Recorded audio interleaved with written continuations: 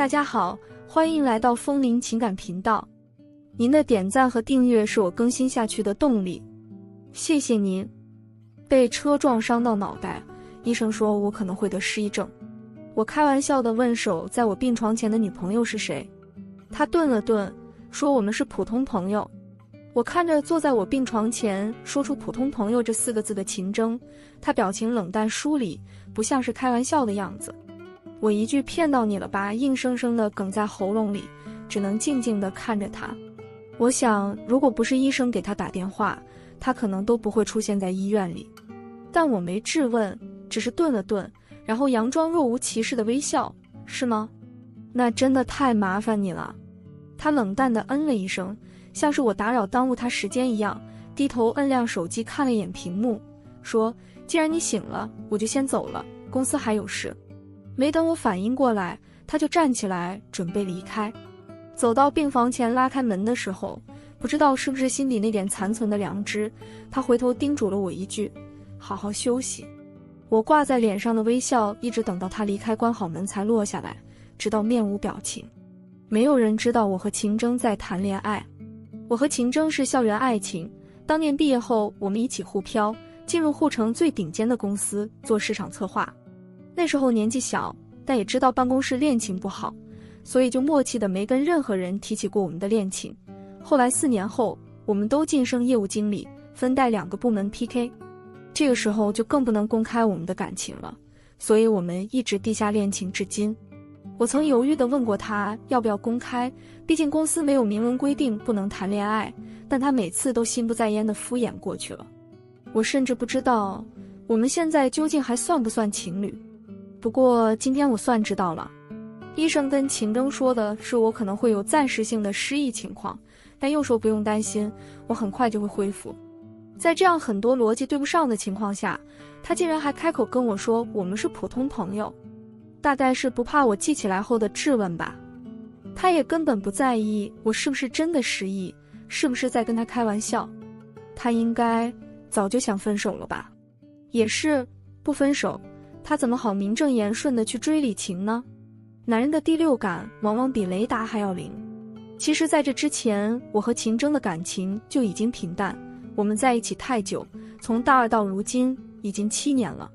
我们熟忍对方就像熟忍自己掌心的手纹一样，所以他有任何的变化都瞒不了我。端倪大概是他部门新来了一个实习生开始，长得挺高帅的，叫李晴，姓李，管理员工入职档案的 HR 曾经跟我八卦过，他入职资料父亲那一栏填的是李聂，这是我们公司的老板，富2代的高富帅，又在自己的部门工作。一开始秦征就是这样跟我解释他为什么这样照顾李晴的原因，总不好得罪他，而且一团孩子气的男生又不是我喜欢的类型，你真的是想多了。我沉默地认可了他这个理由。后来我不知道他是太不把我当回事，还是根本没想瞒着我。李晴入职后的半个月内，有一天我找 BGM 登录他很久不用的音乐账号，发现他和李晴互关了。最近2年因为工作忙，他已经有很长时间没有听歌了。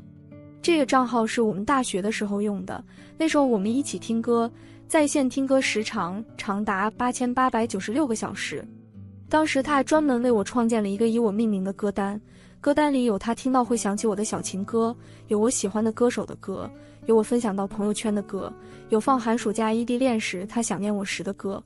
我看了一下，他把这个歌单删除了。在最近的听歌目录里，是他根本不会感兴趣的李晴常听的韩国潮流歌。我们是做市场策划，我就当他是想贴近现在年轻市场潮流，是我想多了。所以我不动声色，只是默不作声地退出了他的账号。我这个人吧，没有实质的证据是不会大张旗鼓地质问他的。毕竟能在牌桌上做到最后的人，永远是表情和话最少的。当然，他和李晴的默契和巧合也不仅于此。2月初的时候，他带着项目组接了一个项目，我当时带着团队在外地处理另一个项目，只是偶尔听说他这个项目的对接人是个很难搞的英国人。我自己忙完一整天都没来得及吃饭，先给他打电话问他项目进展，他没接，估计在忙。我想了想，给他发了一条微信。他一直没回我。后来我在朋友圈看见他发了一张团队的大合照，李晴比着剪刀手，笑容灿烂地站在他身边，项目大概进行得很顺利。他的朋友圈文案是知己知彼，李晴有条同样的朋友圈，文案是百战不殆。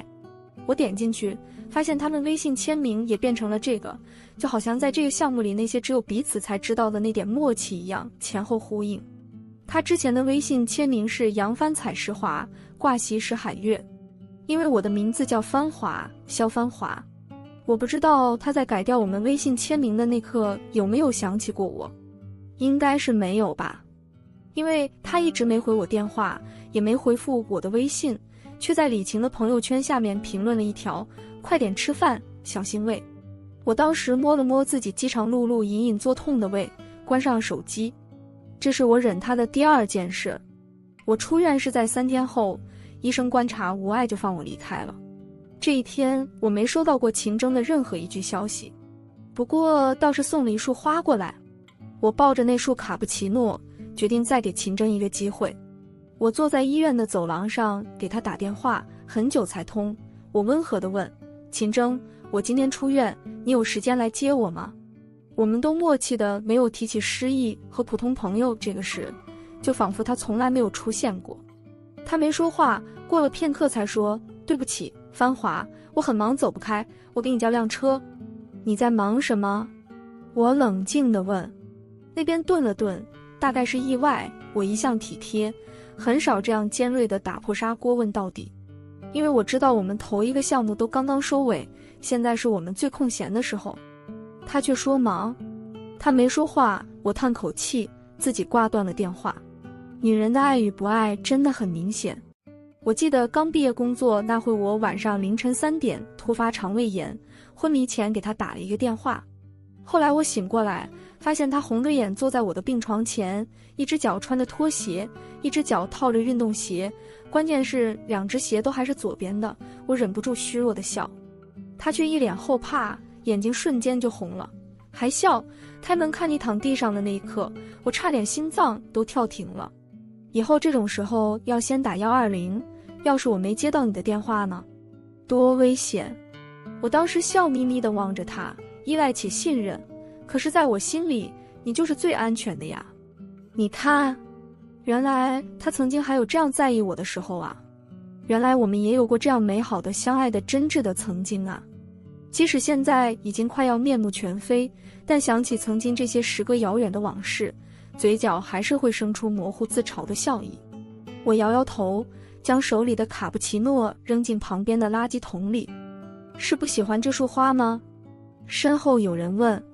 我回过头，是很陌生的一个男人，指了指垃圾桶里的花，道歉，不好意思，昨天司机开车不小心撞到了你，我送你到医院，联系到你的紧急联系人后，因为实在有事不得不离开，这是出院礼物，另外你的住院费我都已经结清，实在不好意思，如果还有其他需求，你可以直接和我说。我哑然失笑，竟然连这束花都是旁人送的。我抬头得体抱歉地说，不好意思，我以为是别人送的。我在心里叹口气，我一直是个讲道理和体面的人，可修养好并不代表我软弱任人可欺。我和秦征是真的到头了。我从医院回去的时候，秦征已经在家了。我打开门走进去的时候，他正坐在沙发上，电视开着，放的是他不感兴趣的综艺节目，而他手里握着手机，低头大概在和什么人聊天，嘴角噙着笑。手机屏幕的微光投在他脸上，莫名的有些温柔。我已经忘记我有多久没有在他脸上看到过这种温柔的笑容了。我驻足在门边，他太过投入，连我开门的声音都没听见，直到我轻轻地唤他的名字，秦征。他收起脸上的笑意，蓦然抬头，我目光落在他的手上。他下意识将手里的手机锁屏，然后反扣在沙发上，有些吃惊讶异地望着我，问，你出院了？我这时候才真正的笑出来，笑他也笑自己。我温和地望着他，疏离淡漠地轻声说，我们谈谈吧。我和秦征的分手称得上和平，我们都是很冷静的人，整个分手过程也没用多久，大家都是成熟的成年人，讲体面，一切都摆在明面上，其实也没什么好谈的，心照不宣罢了。在我说出我们分手吧之后，他没有问我为什么，只是沉默。我想他在那一瞬间应该是感到如释重负的。过了半晌，他才对我说了一句对不起。我没有接受他的道歉，只是很冷静地安排分手后的事。我的语气平静，神色也称不上难过。我这个样子令秦征有些意外。在我提出让他尽快搬出去之后，他突然打断我，问：芳华，你好像一点都不难过。他微蹙着眉，眼神落在我的脸上，专注带着探究的打量，仿佛不解。女人真是可笑的生物，哪怕她不爱我了，哪怕分手的结果是她梦寐以求的，但是看见我如此坦荡平静，却又不甘心。或许在她的想法里，我应该痛哭流涕地挽留她，哀求她，她才会在厌烦中生出一点得意。我抬眸看她，没什么情绪，我没告诉她我早已经难过了。在她不回我微信，却在李琴刚发的朋友圈下面评论的时候，在她删除为我创建的歌单，只为了和李琴一起听她爱听的韩国潮流歌的时候，在她对着假装失忆的我开口说我们是普通朋友的时候，在她在我看不见的地方和李琴沉浸在成年人推拉的暧昧的氛围中的时候，我已经难过了。她对我来说就像是身体里长出来的良性肿瘤，长在那里，没到致命的程度，但你知道，如果放任下去，这肿瘤会慢慢恶化，一点点地侵蚀你的健康和生命力。没什么怕的，只要在它还是良性的时候，将它连根弯去就好了。痛只是一时的，但我到底是会健康起来的。在秦征收拾完东西离开前，我冷静平淡地问了他最后一句话：秦征，你变心是因为李晴是李聂的儿子，还是单纯的因为他只是他？他站在玄关回头，一如大学我初见他时美丽优雅，漂亮的脸相比那时候的青涩，却沉淀出不动声色的成熟。我一直以为她还是那个在操场上红着脸站在我面前笨拙告白的少女，可直到这时候我才恍然发觉，不知道从什么时候开始，她已经变成在利益深海里权衡利弊的成年人了。她顿了顿，才说：芳华，人总是想要往高处走的。一句话让我哑然失笑，不过我敬他这7分坦诚。我看着他，真心实意地笑起来。我说：秦征，那我祝你鸿鹄高飞，一举千里，得偿所愿。他目光落在我脸上，眼神深处隐有怅然的遗憾，这遗憾和他勃勃的野心比起来，大概是微不足道。最后他叹口气，说：芳华，不要恨我。我没理他。办公室恋情的弊端，大概就是分手之后也没办法体面的相忘于江湖。不管怎么样，人总是还得上班。出租车停在公司楼下的时候，我看见了秦征和李晴，也不是只有他们，还有他们团队的其他人。正值饭点，他们大概一起去吃饭。李晴很活泼，脸上带着爽朗的笑，背对着路，正对着秦征，手舞足蹈的不知道在说什么。秦征嘴角含着笑，目光温柔地看着他，还时不时注意他后面的人流和路，在他快要撞到人的时候拉着他的胳膊避开。很熟悉，很陌生。我们分手后，他看起来很快乐。我在车里一直等到他们的背影消失在公司楼下的港式茶餐厅后，才收回目光。前面的司机师傅目光八卦，问：你暗恋那个漂亮的姑娘啊？我笑起来，解释：那是我前女友。那师傅的目光瞬间从八卦变成尴尬，一副想安慰又欲言又止的表情。我体贴地接一句：没关系，对我没造成什么影响。进公司后 Bella 看见我很欣喜，迎上来说：芳华哥，你出院了。真是的，你也不让我们去看你。我笑了笑，一边走一边说：没什么大碍，再说我这不是好好的吗？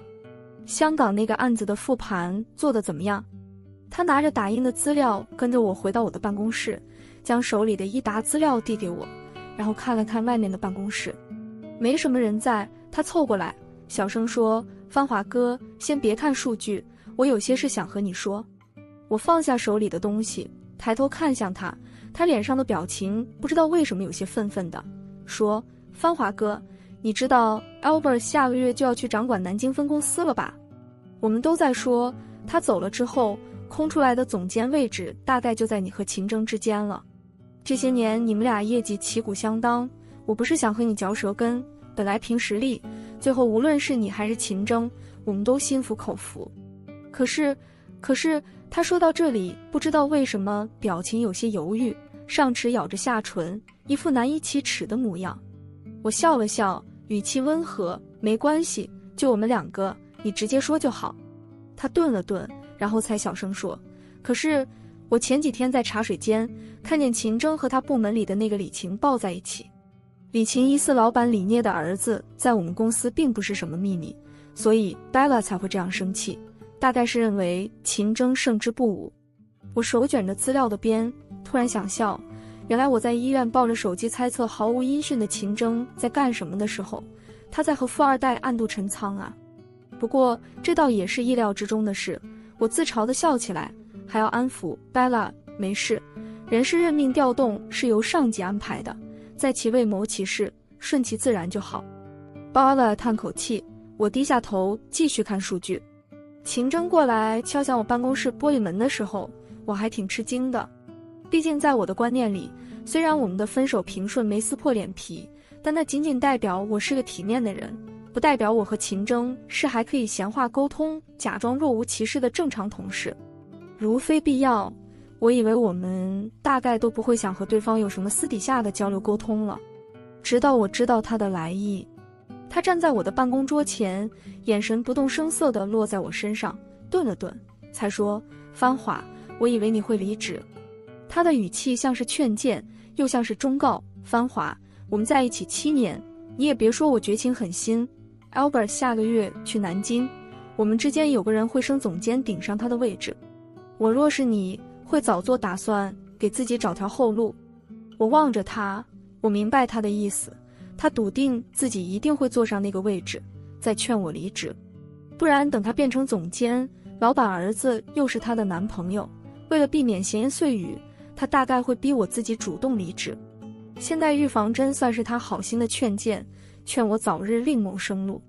我能接受一个女人的见异思迁和变心，毕竟感情这种东西是真的不值得考验。可我没想到，他连最后一点人性都没维持。我像看一个陌生人一样望着他，在他的目光中说了第一句脏话，秦征，你真是个垃圾。他沉默地瘦了。我和李晴第一次正面打交道，是在我和秦征这次谈话的1周后。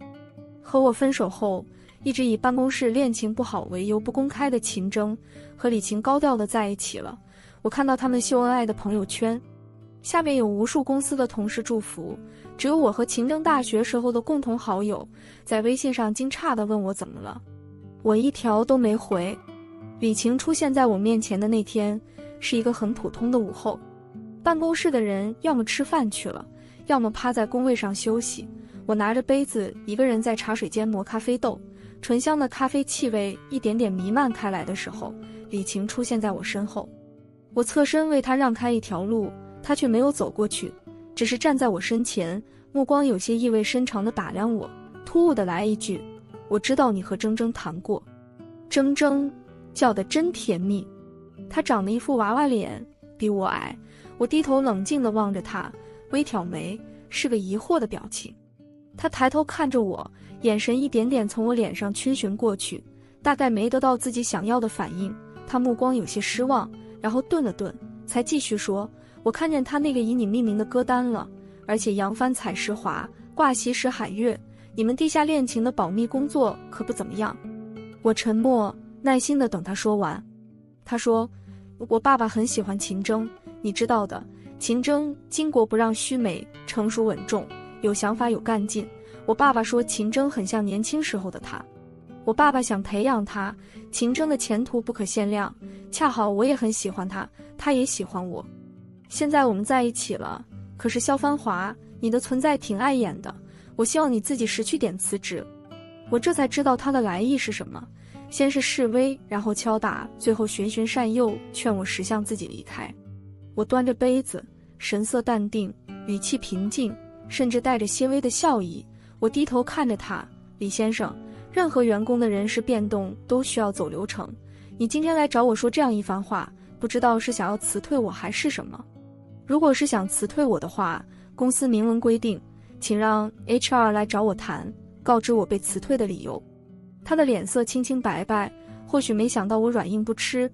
我在转身离开前望着他的脸色，补充了一句：对了，经理级以上的员工的人事变动需要董事长亲自审批报备，也就是说，整个公司能辞退我的只有董事长。李先生，你只是勤政部门的实习生，手伸得有点太长了。说完，我懒得看他的脸色，端着杯子出去了。我和李晴的这番谈话不久， Albert 的南京任命调动通知出来了。在他离开前，董事长为他准备了饯别宴，公司管理级别的人全部出席，都是各个部门的老大。我们都知道，除了为 Albert 饯行外，总部最核心部门的人事也会随之变动。人事部门的经理将邀请函放在我桌子上的时候，只有 Ballet 一脸菜色。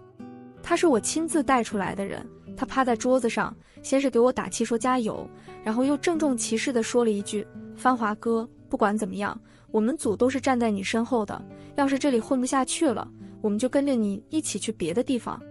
我笑起来，拿着邀请函轻轻敲在他的脑门上，语气温柔，说什么呢？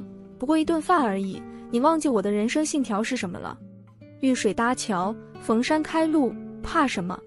何况输的那个一定不会是我。吃饭那天我情绪很稳定，在包厢里，市场部、管理部、人事部、财务部、业务条线的负责人齐聚一堂。董事长李聂坐在主座上，李晴坐在他左手边，秦征坐在李晴的身边。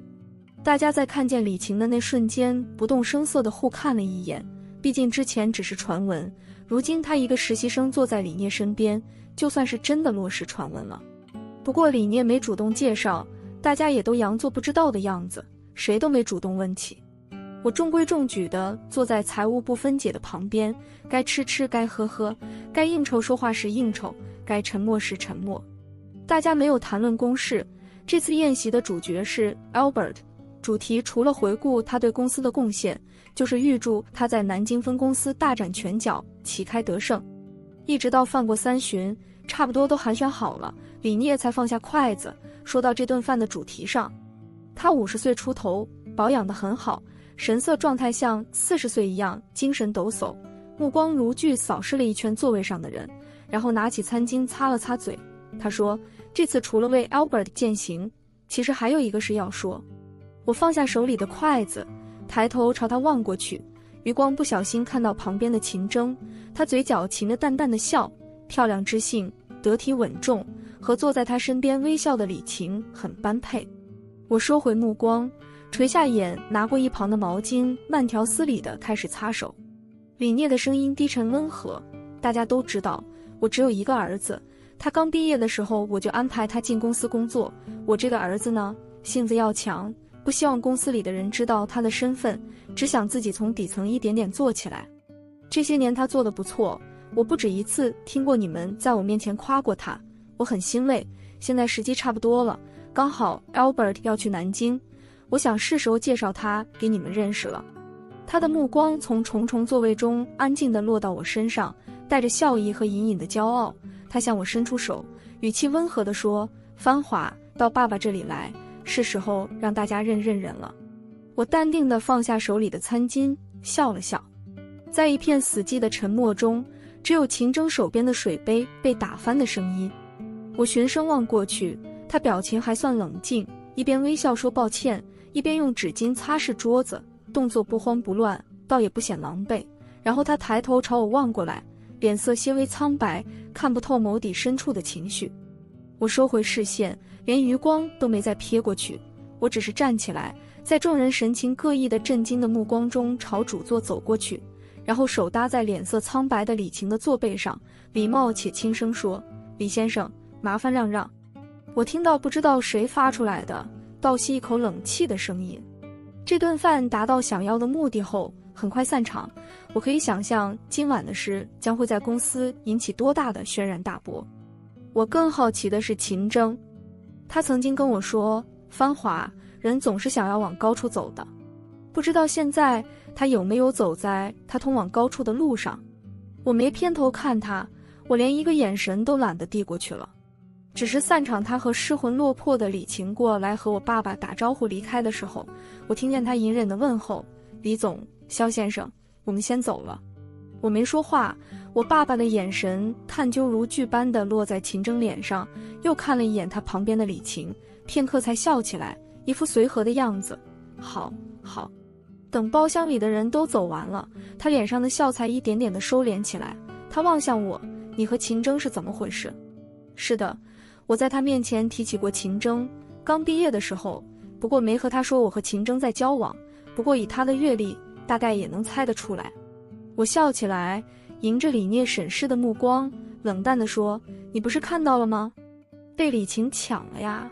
他妈妈擅长插足别人的恋情，他儿子自然一脉相承啊。”我顿了顿，一字一句加重语气说：“爸爸。”我上一次叫李聂爸爸是7岁，那时候他刚和我妈妈离婚，在别墅的大门口，我拉着他的袖子，一直在问：“爸爸，爸爸，妈妈为什么要和你离婚？你说句话呀！”他没有说。小时候不懂，直到稍微大点才知道大人之间的恩怨情仇。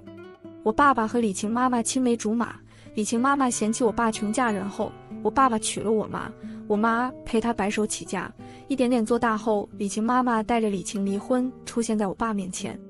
那个时候李聂年轻气盛，对于青梅竹马的嫌贫爱富一直耿耿于怀，但他越耿耿于怀就越难以忘记。长辈间的前尘往事，我妈从不细说，在我面前一直给我爸维持着体面。他是个潇洒体面的人，被背叛后利落离婚。不过他和李聂离婚后，李聂也没娶李晴妈妈，只是养着她，奚落讥嘲她当日的有眼无珠。李晴原名也不叫李晴，姓王，大概是为了讨好李聂，他在8岁将姓改成了李。他和他那个鸠占鹊巢的妈得意飘然，他和他妈不知道我却知道他们。我知道这回事是8岁那年，我瞒着我妈偷偷回到别墅，看到李聂在给李晴庆生。他将10岁的李晴抱在怀里，李晴的妈妈站在他身边，3个人脸上都挂着笑，仿佛这才是一家人。那之后我再也没叫过李聂爸爸，甚至很少见面。秦征只知道我父母离异，我随母姓，改名字叫肖芳华。后来就是毕业，李聂让我去他公司，他原话：“这些年我一个孩子都没有，只有你一个，你妈妈还不懂吗？你是我亲生的，我和你妈妈打下的江山，不给你给谁？你那个阿姨一直想让她儿子进公司学习，我全都挡回去了。芳华，爸爸拎得清。我妈是个骨子高傲且清高的女人，她当年和李聂离婚，除了该拿的其他一分没占。我和她不一样，该是我的东西，我凭什么拱手相让？越是让别人不快活的事，我就越快活。”于是和秦征一起毕业入职，从核心业务部门的最底层一点点做起来。李聂知道秦征，关注他，夸他年轻有为，说他前途不可限量。不过是因为我曾在李聂面前提起过他。我家庭人事关系复杂，我本来想等到李聂公开那天再和秦征解释，没想到他给了我一个惊喜。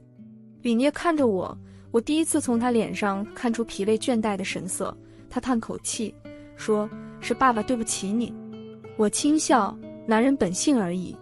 我只是突然想到李晴之前在茶水间找我示威时说的那番话，他说李聂说秦征很像年轻时候的他。我想他们俩确实挺像的，在薄情寡义、过河拆桥这块上。哦，也一样的没什么眼光。我再次回公司是在3天后，这3天再劲爆的消息也够公司里的人消化了。我回去的时候，大家都面不改色，对我一如往常，没有围过来问东问西，只是笑起来比以往热情点，都是职场上的人精，拿捏着恰到好处的那个点。这倒令我长舒了一口气，态度神色也一如往常。只有白外生了我的气，埋怨亏他为我担心好久，没想到我是扮猪吃老虎，最后被我一顿海鲜哄好了。他掰着龙虾的钳子问我：“你是真正的富家大少爷，那个李晴是什么？”我没瞒着他，把这其中的事简短地和他解释了一下。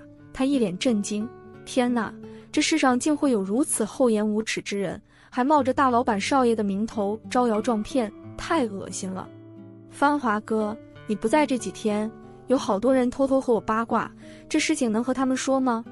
我真看不惯李晴那副趾高气扬的样子，是真的也就罢了，没想到不过一只换太子的狸猫，也不知道他在嘚瑟些什么。我替他剥了块龙虾的腿肉，含着笑随口说，这又不是什么秘密，有人问起，你想说就说好了。我没有低估 Bella 的战斗力，不过一个下午，全公司都知道李晴的底细了。我去财务部走项目审批预算的时候，看见李晴站在芬姐的桌子前，芬姐蹙着眉，指着预算报销表，问李晴，为什么你买的包还要走公司账目报销？这个审批不通过，另外其他报销项目建议你再仔细看看核对一下，不要什么私人物品都走公司账目报销。他的脸色在芬姐的话音里变得有些难堪，然后拿起桌子上的报销表，临走前还狠狠瞪了我一眼，仿佛是我指使的一样。我没说话。自从李聂公开我的身份后，我就开始接触公司所有条线，这样会对公司的宏观发展有个更清楚的了解。当然，秦征也没有升上总监，暂时还是由 Albert 在南京遥控。我出来后，我经理的位置倒是空出来了， Bella 还需要再历练磨磨心性，所以另外从其他大公司挖了一个业务经理顶替我原来的职位。人事变动确认下来后，公司相熟的人都发微信或者短信恭贺我，只有2个人例外。不知道心虚亦或是其他，从我回公司后，秦征和李晴就一直躲着我。其实大可不必，我精力有限，冗杂的公司事务要一点点上手，实在分不出时间去关注他们。更何况桥归桥，路归路，到底不是一路人。但他们可能不这样想。李晴先来找我，同样空无一人的茶水间，同样的咖啡豆，只是他的表情从盛气凌人、趾高气昂变成了愤怒。他站在我身后恨恨地说，虚伪。我没理他，他继续说，当初你妈装成一副对什么都不在乎的样子一走了之，还说什么老死不相往来，我还以为你们是真的对李家的资产不上心呢，没想到这样虚伪，装出这样一副清心寡欲的样子，其实私底下还不是争着抢着回来。你们要是真的高尚不在意，看不起爸爸的资产，就应该走得远远的。嘴上一套，心里一套，真是虚伪恶心。这话把我逗笑了，事实上我也真的笑出来。我其实很不想和不聪明的人打交道，尤其是李晴。Bella 曾经还问过我有没有想好怎么整李晴，这话说出来可能没人信，我压根没想过整他，因为只要他在公司一天，自然有旁人给他难堪。他在公司痛苦的绝对不会是我，他除了曾经在秦征那里在我这刷过点存在感，从始至终我都没将他当成过对手。他不够格。我看着他，目光温和，宛如看着一个跳梁小丑。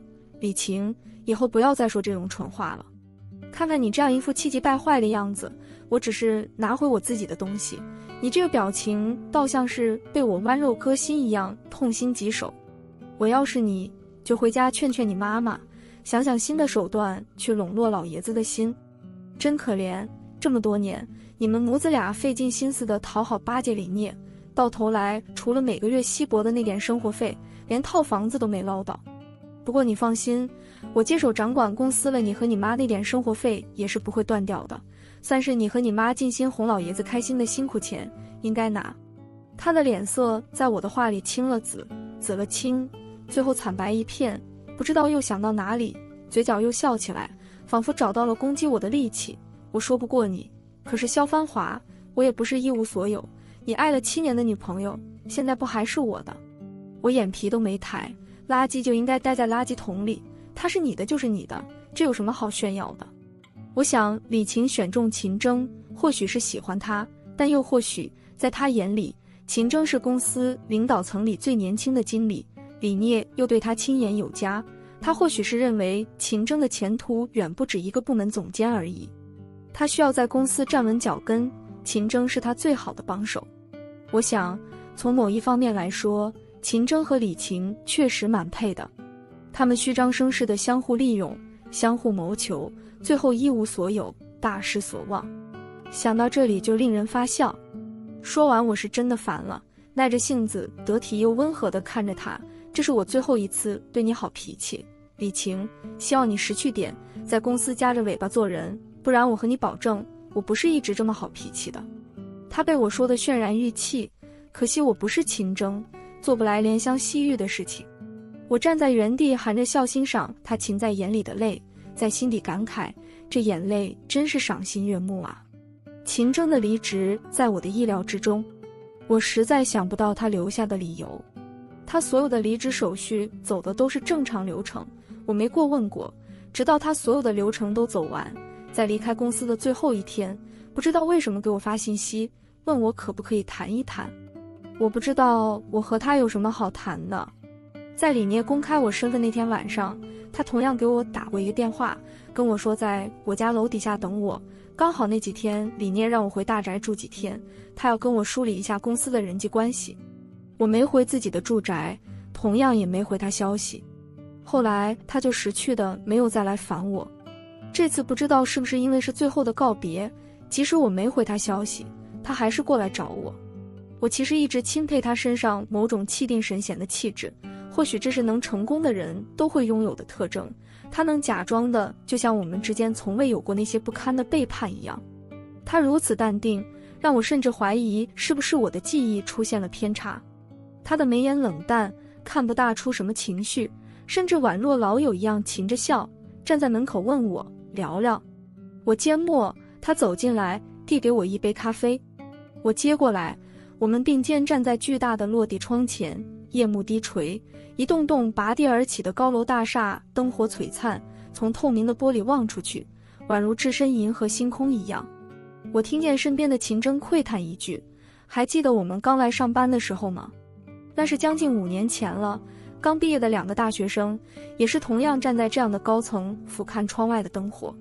那时候他怀着雄心壮志入职，准备大展拳脚，却被安排最不起眼的打杂工作。后来他凭借自己的能力拿下一个100万的大单，我还记得他捂着喝酒喝到疼痛的胃，却还惨白着脸兴奋望着我的时候的样子。他说，芳华，我们一起在这个城市拼一个家。后来这个大单成了他上司的业绩，他只拿到500元的奖金。他拿着这500元请我吃了一顿火锅，他坐在我对面，热气腾腾中，我看不清他脸上的表情，只记得他的声音，那是我第一次也是最后一次在他脸上看到类似不解的茫然。他问我，芳华，我们这样什么时候才能出人头地呢？那顿饭后我去找了李聂，自从他和我妈离婚，我妈就没再见过他，更不要说他的钱他的资源，即使他给我一张不限额的银行卡，我和我妈也从未用过。那是我第一次求他，为了秦征。我还记得李聂惊喜的表情，对我肯找他帮忙，他无疑是欣喜的，但我也记得他意味深长的话，芳华，在社会上打拼，如果连这点事情都应付不了，需要我帮忙，那他就不配成为我李家的媳妇。话虽然这样说，但他到底是注意到秦征在一些公开场合赞扬了他几句。上头的喜好就是指明灯，秦征其后的事业自然水到渠成，他自己也聪明有能力。我只是没想到，在这条应付的路上，不知道什么时候我们已经渐行渐远了。他像古代高中的状元一样，想通过公主的青睐一步登天，这或许就是他心理意义上的出人头地。他的语气从前尘往事的时空间隙中扑面而来，带着怀念的喟叹，我们怎么就变成这样了呢？我嗤笑，秦征，不要和我打往事的感情牌，我理解你之前良禽择木而栖的举动，但现在你别再让我看不起你。他也笑了，偏头专注地看着我，没再继续说下去。过了半晌，他嘴角的笑意一点一点收敛起来，神情中透露着几分认真。普通朋友也没办法当了吗？芳华，我背叛过你，你隐瞒过我，我们算不算扯平了？秦征，我叹口气，毫无波澜地回望他。我不知道你所谓的扯平是什么意思。你口中的扯平是建立在我是李聂的儿子的这个身份上，你是真的从来没有想过吗？如果我不是李聂的儿子，那么如今我是什么下场？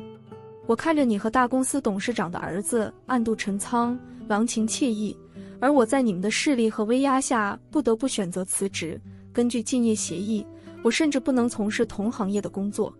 我这些年的积累，这些年的工作，这些年的打拼，全成了你和李晴恩爱脚下的垫脚石。我在街头喝着冷风，失魂落魄的流离失所的时候，我想你和李晴应该会在市中心的高楼大厦享受最为美好的人生吧。秦征，你现在告诉我，我们算不算扯平了？你觉得我们能怎么扯平？最后我望着他苍白失神的脸，微微笑起来，疏离又淡漠。我礼貌地说，秦征，没有什么扯平，你欠我的这辈子都欠着，而我没准备宽宏大量地原谅你。以后尘归尘，土归土，再遇见也不过是陌路人罢了。说完，我没再浪费时间和他继续废话，我抬手看了一眼时间，客气地说，你该走了。秦征离开的背影有些踉跄，这些年我已经很少看见他这样狼狈的样子了，可这是他自己选的路。后来在行业峰会上，我遇见过秦征1、2次，那时候我已经接手李聂的位置，走到哪里都是众星捧月，他站在人群外，在新的公司新的起点重新一点点往上爬，连和我搭话的资格都没有。